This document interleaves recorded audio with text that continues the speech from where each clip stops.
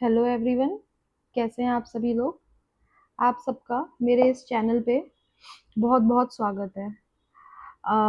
ये आज मैं आपसे शेयर करने जा रही हूँ बिहार एपीओ मेंस की स्ट्रैटेजी। ठीक है। तो इसमें पहले दो टाइप के स्टूडेंट्स को मैंने डिवाइड कर रखा है। ठीक है। दो स्टूडेंट्स हैं हमारे। पहले वो हैं जो सिर्फ और सिर्फ मेंस अभी दे रहे हैं और वो कोई और एग्ज़ाम नहीं दे रहे हैं। ठीक है। और दूसरे वो हैं जिन्होंने राजस्थान एपीओ का फॉर्म फिल कर रखा है या आईबीपीएस का है या एमपीएडीपीओ का है। ठीक है। तो ये दो कैटेगरी में है आपका। और जो भी स्टूडेंट का सेफ स्कोर आ गया है, ठीक, तो आप लोगों को अब बिल्कुल भी टाइम वेस्ट नहीं करना है। ठीक है।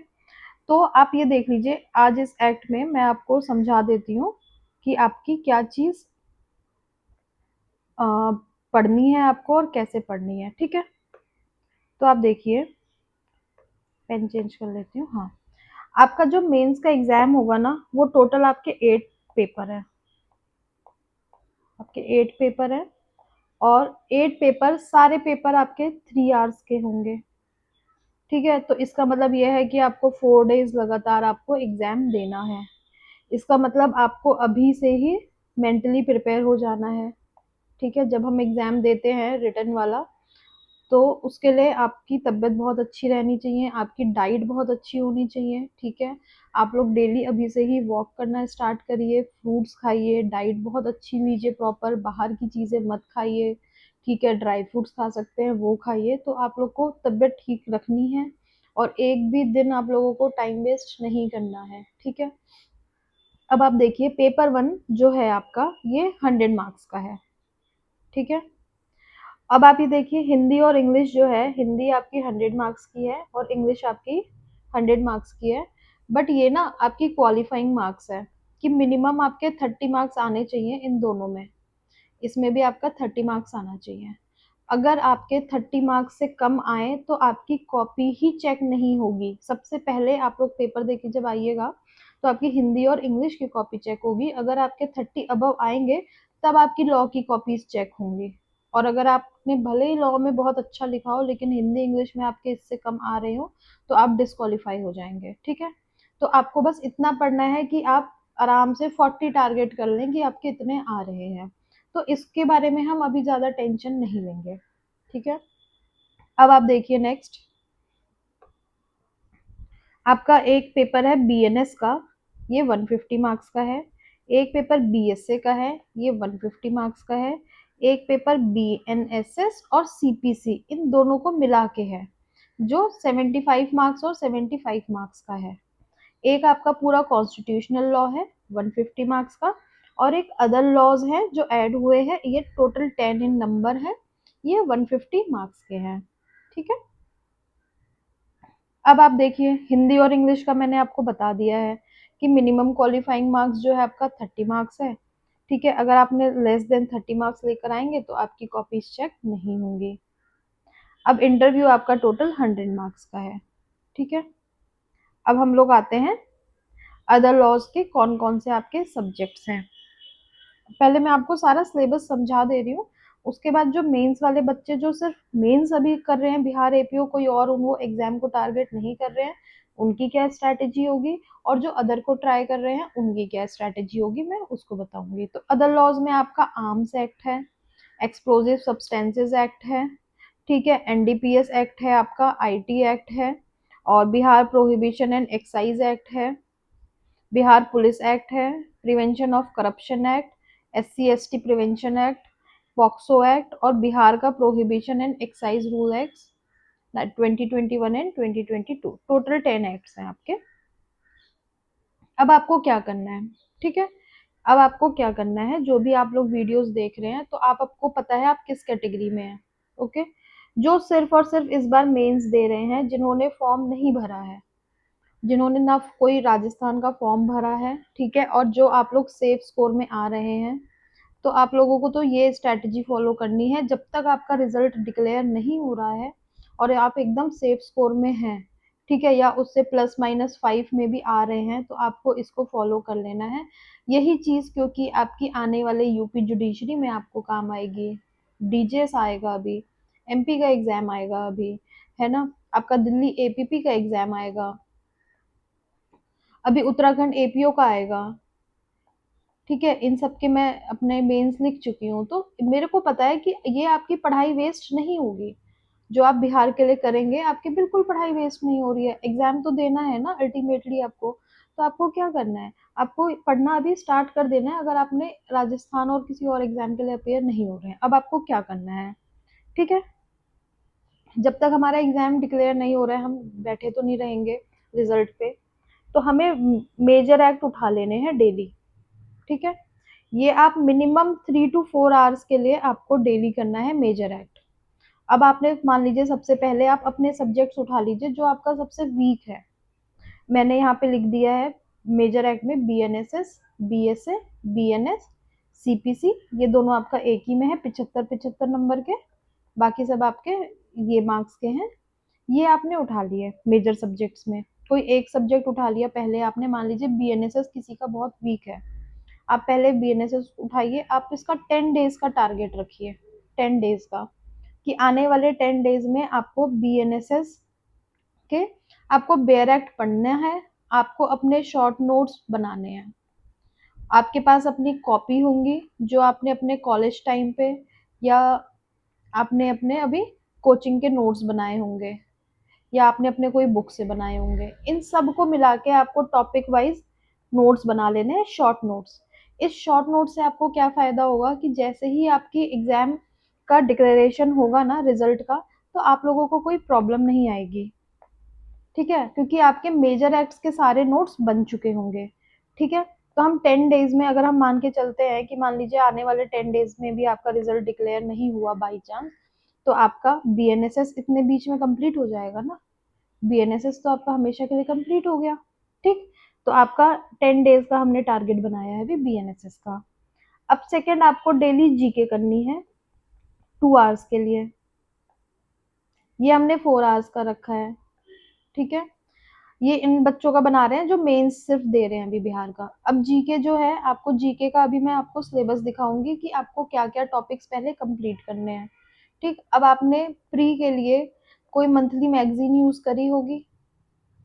ठीक है, आपने या तो प्रतियोगिता दर्पण यूज करी होगी, या आपने आई दृष्टि यूज करी होगी, या आपने एडुटेरिया यूज करी होगी, या आपने कंपटीशन इन फोकस यूज करी होगी।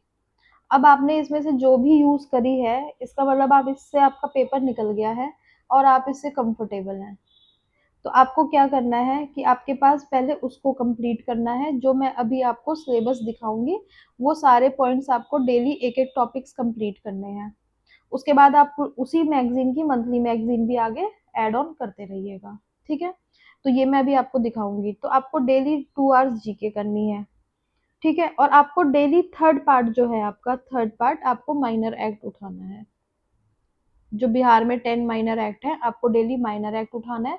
1 आवर डेली रीडिंग करनी है, सिर्फ रीडिंग करनी है और समझना है कि ये एक्ट किसकी बात कर रहा है, इस एक्ट में क्या चीज है।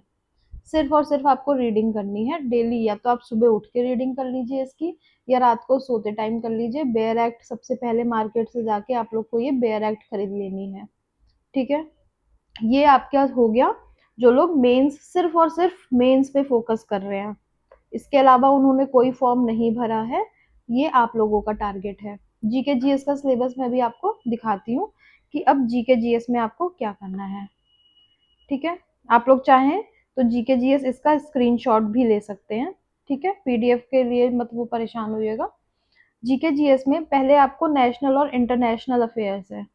इसमें आपको ऑर्गेनाइजेशंस देखनी होती हैं और उसके हेडक्वार्टर, जैसे ओपेक हो गया, नाटो हो गया, सार्क हो गया, ठीक है, बिम्स्टेक हो गया। ये सारे जितने भी हैं आपके करंट अफेयर्स की मंथली मैगजीन में, इन सबको कंप्लीट कर लीजिए। वो न्यूज़ में क्यों थी, इसका भी आप आइडिया ले लीजिए, कोई भी वो, या उनकी सबमिट कहाँ हुई है, और उसका हेडक्वार्टर। सेम इसी तरह नेशनल ऑर्गेनाइजेशन हो गया आपका इसरो ईटीसी, इनके देख लीजिए। अब इंटरनेशनल और नेशनल करंट अफेयर इवेंट्स ये अभी आप छोड़ दीजिए। इसके बाद आप प्लेसेस इन न्यूज़ कंप्लीट करेंगे। स्टेट ऑफ होमरूज जैसे आपका था, इसको करेंगे। अब आपको कोई भी गवर्नमेंट की स्कीम देखनी है, ठीक है? वो जो अभी कोई भी स्कीम आई है, एक राहत करके आई थी, है ना? पीएम मित्रा करके जो भी स्कीम आ रही है आपको ये कंप्लीट करना है। कोई भी कमेटी फॉर्म हुई है आपकी इलेक्शंस को लेके, अभी आपके नीट के एग्जाम को लेके कमेटी कमीशन, ये आपका इम्पोर्टेंट है, ये सब आपके मैगजीन में है। अब आपने प्रीलिम्स के हिसाब से पढ़ा था ना, अब आपको मेंस के हिसाब से इसको लिखने के लिए 3-4 लाइन्स आपके पास होनी चाहिए, है ना? कि आपने ये कमिटी कब फॉर्म हुई, किसने फॉर्म करी, इसका पर्पस क्या है और इसने क्या चीज़ करी है, ठीक है? इसका हेड कौन है? बस ये शॉर्ट नोट्स बना लेना है आपको। 1 पेज में आपके कुछ नहीं तो 5 से 10 कमिटीज़ आ जाएँगी। 1-1 पेज या 1 पेज आप इधर, 1 पेज इधर, मतलब टोटल आपका 2 पेजेज़ में आपका एक-एक टॉपिक कंप्लीट हो रहा है। और बाकी जब आप टेस्ट दीजिएगा इसको तो आप उसको ऐड ऑन कर लीजिएगा, हर उसमें आप एक एक पेज और छोड़ दीजिएगा, 2 पेज और ब्लैंक छोड़ दीजिएगा, ठीक है? और इसकी आप एक नोटबुक बना लीजिए। ओके। ऐसे ही आपको कोई भी रिपोर्ट और इंडेक्सेस है, कोई नया अपॉइंटमेंट हुआ है, न्यू कोई, जैसे अभी हमारा एजुकेशन मिनिस्टर हो गए, सीएम गवर्नर हुए हैं, कोई फेमस स्लोगन और स्टेटमेंट जो है ये आपका हिस्ट्री का आ जाएगा। हिस्ट्री का आ जाएगा। ज्योग्राफी में जैसे आपको उन्होंने दिया था, राजेंद्र प्रसाद जी ने दिया था, आपको अटल बिहारी वाजपेयी ने दिया था, ये सारे हो गए आपके जो किसी भी उन्होंने स्टेटमेंट दिए हैं। पर्सनैलिटी और अचीवमेंट्स हैं आपकी, कि कोई भी आर्ट से रिलेटेड कोई पर्सनैलिटी जिसकी डेथ हुई है या जो कोई न्यूज़ में है, कोई स्पोर्ट्स में है, कोई साइंस में, ठीक है? कोई जिनको पद्म विभूषण मिला है, ये आपको देखना है, भूषण मिला है, पद्मश्री मिला है, तो इसमें आपको ये पता होना चाहिए। ये मेनली अगर कोई बिहार के 3-4 फेमस लोग हैं उनको, इतना ज्यादा नहीं करना है इसमें भी। अब आपको ऐसे ही ज्योग्राफी और इन्वायरमेंट का करना है, साइंस और हिस्ट्री का, ठीक? आप इसकी स्क्रीनशॉट ले लीजिए। बुक पहले आपको अपना करंट अफेयर्स का करना है, क्योंकि करंट अफेयर्स से आपको ये सारे टॉपिक्स करेंगे ना, देखिए जैसे फुल फॉर्म करना है, मिस स्पोर्ट्स एंड प्लेयर्स करना है, इंपॉर्टेंट डेज एंड डेट हो रहे हैं, तो आपका मुश्किल से 60% सिलेबस यहीं से कंप्लीट हो रहा है, ठीक है? तो नेक्स्ट 10 डेज का जो मेंस लिख रहे हैं उनका टारगेट है, पहला सीआरपीसी का, सॉरी बीएनएसएस का। सेकंड टारगेट है आपका जीके, जो आपके पास कोई भी मंथली मैगजीन कर रहे थे, चाहे किसी का चैनल कर रहे थे आप, उससे अब आप बनाना शुरू कर दीजिए, ठीक है? थर्ड है आपका माइनर एक्ट, डेली 1 आवर, ये आप 4 आवर कर रहे हैं, ये आप 2 आवर्स कर रहे हैं, ये 1 आवर, 4, 5, 6, 7 आवर्स का आपका टाइम टेबल है, सिर्फ 7 आवर्स का, ठीक है? अभी जैसे ही आपका एग्जाम डिक्लेयर होगा हम फिर आंसर राइटिंग पे आ जाएंगे, हम सीधे आंसर राइटिंग और मॉक टेस्ट पे आ जाएंगे। आप में से जो भी स्टूडेंट इंटरेस्टेड हैं जो बिहार एपीओ का दे रहे हैं, हम अपना आंसर राइटिंग बैच स्टार्ट कर रहे हैं, ठीक है? इस आंसर राइटिंग बैच में आपके टोटल 8 पेपर्स है ना, 8 पेपर्स, तो आपको टोटल हर सब्जेक्ट का आपको subject wise, paper wise and subject wise आपको क्वेश्चन पेपर मिलेगा जो आपके एग्जाम में आएगा, ठीक है? जिस पैटर्न पे आएगा आपको हम कोशिश करेंगे कि हम दो दो पेपर कराएं आपको, 2 मॉक कराएं, और अगर हमारे पे टाइम ज़्यादा रहेगा तो हम इसको 3 या 4 में भी कर सकते हैं। आपको सब चीज़ सब्जेक्ट वाइज मिलेगी, ठीक है? जैसे ये आपका है ना, जैसे ये आपका आ रहा है बीएनएस का 150 मार्क्स का, है ना? तो हम इसके आपको 2 से 3 पेपर आपको देंगे 150 मार्क्स के, ठीक है? पहला आप रिवीजन करेंगे, रिवीजन करके हम आपको पहला पार्ट देंगे, दूसरा आप रिवीजन करेंगे हम आपको दूसरा पार्ट देंगे, तीसरी बार आप रिवीजन करेंगे हम आपको तीसरी पार्ट देंगे, ठीक है? ये हम पूरा एक टाइम टेबल के अकॉर्डिंग चलेंगे। जो हमारा टाइम टेबल होगा वो टाइम टेबल के अकॉर्डिंग हम आपको पहले टारगेट्स देंगे, और टारगेट्स के साथ आपको फिर हम टेस्ट देंगे कि आप टेस्ट को अटेम्प्ट करिए। फिर हम आपको नेक्स्ट टारगेट देंगे कि आपका अब ये सब्जेक्ट है, फिर आप उसका टेस्ट देंगे, हम आपको टेस्ट देंगे। ऐसे ही करके हम पहले कंप्लीट करेंगे अपने, हम ऐसे ही करके टाइम टेबल बना के, 1 मिनट,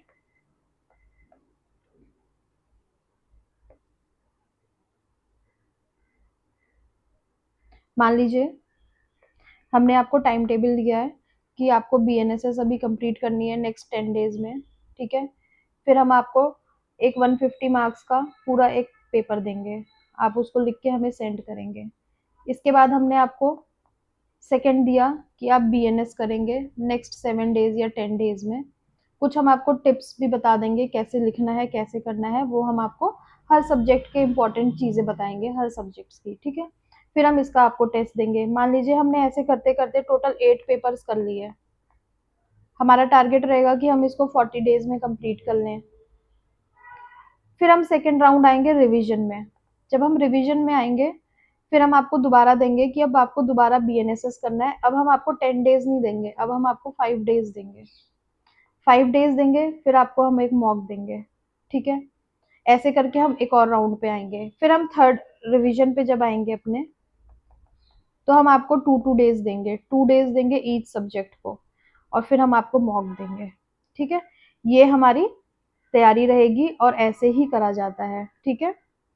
तो ये तो हो गया जो भी स्टूडेंट्स आपका बिहार का सिर्फ मेंस के लिए कर रहे हैं, आप लोग इस नंबर पे 9811187180 आप लोग व्हाट्सएप पे मैसेज ड्रॉप करिएगा। आप अपना नेम लिख के मुझे देंगे और आप ये भी लिख के देंगे कि आप बिहार एपीओ मेंस के लिए टेस्ट सीरीज, ठीक है, या आंसर राइटिंग आप बैच ज्वाइन करना चाहते हैं, ठीक है, ताकि हमें भी कंफ्यूजन ना हो कि आप किसके रिगार्डिंग बात कर रहे हैं। आप इतनी डिटेल के साथ लिखेंगे, फिर हम आपको डिटेल्स पूरी भेजेंगे, ठीक है, और पूरा अपना टाइम टेबल लेके चलेंगे कि कितने दिन में हमें कंप्लीट करना है। मान लीजिए अगर आने वाले 30 डेज में रिजल्ट डिक्लेयर नहीं हुआ, तो कम से कम हमारे बहुत सारे सब्जेक्ट्स कंप्लीट, तो 3 मेजर लॉज कंप्लीट होना और जीके कंप्लीट होना बहुत बड़ी बात होती है। जीके भी हम 30 डेज में कंप्लीट करने की कोशिश करेंगे। कुछ-कुछ चीज़ें हम आपको साथ में प्रोवाइड करते रहेंगे, उनके टिप्स कि आपको इस तरह से आंसर्स लिखने हैं हर चीज़ के, ठीक है? अब आप देखिए, जो भी स्टूडेंट अब सेकंड स्टूडेंट की बात आती है, सेकंड स्टूडेंट वो हैं जो साथ में राजस्थान एपीओ का भी एग्ज़ाम दे रहे हैं या आईबीपीएस या एमपी एडीपीओ का दे रहे हैं। तो अब आप लोग को टाइम तो वेस्ट करना नहीं है ना? तो आप लोग को क्या करना है, जो कोई भी प्रीलिम्स दे रहे हैं या अदर एग्ज़ाम्स दे रहे हैं, तो आपका जो कॉमन सब्जेक्ट है ना, मान लीजिए मैंने ये 3 सब्जेक्ट निकाले हैं जो आपके कॉमन सब्जेक्ट हैं, जो आपके बिहार में भी पूछ रहा है और ये आपका राजस्थान में भी पूछ रहा है, एमपी एडीपीओ में भी पूछ रहा है, ठीक है? तो आपको ये कॉमन सब्जेक्ट्स के ना जब तक आपको डेली, अब आपको इस पे डेली टाइम टाइम देना है कि कम से कम 1 या 2 सब्जेक्ट के आप शॉर्ट नोट्स बना लीजिए, शॉर्ट नोट्स, ठीक है? ताकि आप प्रैक्टिस में रहेंगे, ठीक है? डेली आप 2-2 टॉपिक का 1 आवर या 2 आवर, मैक्सिमम 2 आवर आप एक्स्ट्रा निकाल लीजिए बस। जिन जो भी एकदम सेफ स्कोर में है, सेफ स्कोर वालों की बात हो रही है, जो बिहार के सेफ स्कोर में है, लेकिन उनको वो लोग अभी राजस्थान एपीओ भी दे रहे हैं। तो आप लोगों को डेली 2 आवर्स बस एक्स्ट्रा निकालना है। आने वाले आपको ये चीज़ करनी है 15th ऑफ अगस्त तक, डेली। डेली 2 आवर्स आपको एक्स्ट्रा देना है, क्योंकि अगर आप राजस्थान ये एपीओ का अगर आप बिहार एपीओ निकाल रहे हैं, तो हम ये मान के चल रहे हैं कि राजस्थान एपीओ भी आप निकाल लेंगे।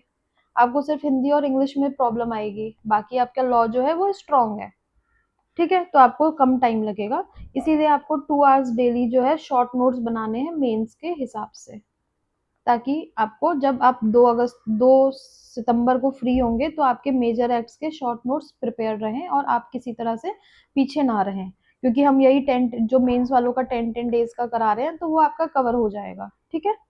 और बाकी टाइम पे आपको क्या करना है, जो अभी आप सब्जेक्ट दे रहे हैं, मान लीजिए अगर आप राजस्थान के लिए बाकी हिंदी इंग्लिश करते रहिए साथ में, आप साथ में अपनी हिंदी इंग्लिश करते रहिए, है ना? हिंदी इंग्लिश और जो राजस्थान का आपका माइनर एक्ट आ रहा है, आपको वो करना है, ठीक है? तो ये चीज़ हो गई और इंग्लिश का ये सिलेबस है, इसको अभी हम नहीं करेंगे, अभी हमारे पास टाइम है, ये मैं आपके लिए लेकर आ गई हूँ इसको, लेकिन अभी हम नहीं करेंगे। मेंस का मैंने ये आपको सिलेबस बता दिया है, तो आप में से अब जो भी इंटरेस्टेड स्टूडेंट है, जिसको मेंस अभी लिख रहे हैं, ठीक है, मैंने आपको नंबर बता दिया है, आपको इस नंबर पे व्हाट्सएप करना है और आपको डिटेल्स मिल जाएंगी आंसर राइटिंग बैच की, ठीक है फ्रेंड्स, ऑल द बेस्ट। आप लोगों को बिल्कुल भी टाइम वेस्ट नहीं करना है, ठीक है, और अभी यही प्रिपरेशन आपको यूपी में काम आएगी, उत्तराखंड एपीओ में काम आएगी, यूपी जुडिशरी में काम आएगी, ठीक है, दिल्ली एपीपी पे भी काम आएगी। तो आपकी, ट्रस्ट मी, मैं ये बात खुद से, मेरा एक्सपीरियंस है कि मेहनत कभी भी वेस्ट नहीं होती, कभी वेस्ट नहीं होती लाइफ में। आपका एक्सपीरियंस कभी वेस्ट नहीं होता है, कहीं ना कहीं आपको वो चीज़ रियलाइज होगी लाइफ में आने वाले टाइम पे कि मैंने कुछ भी, जितने भी एफर्ट्स डाले वो कभी वेस्ट नहीं हुए मेरे। ठीक है, तो इस एनर्जी के साथ अब आप लोग अपना स्टार्ट कर लीजिए। Okay, all the best. और जिसने भी अभी तक इस चैनल को सब्सक्राइब नहीं किया है, प्लीज़, आपको वीडियोस अच्छी लगती हैं आप सब्सक्राइब करिए। यहाँ पे आपको सारे रिलेटेड, आपको सारे नोटिफिकेशंस मिलेंगे। आप लाइक करिए करिए अगर वीडियोस अच्छी लगती है, और कमेंट में आप अपनी प्रॉब्लम्स पूछ सकते हैं। Okay students.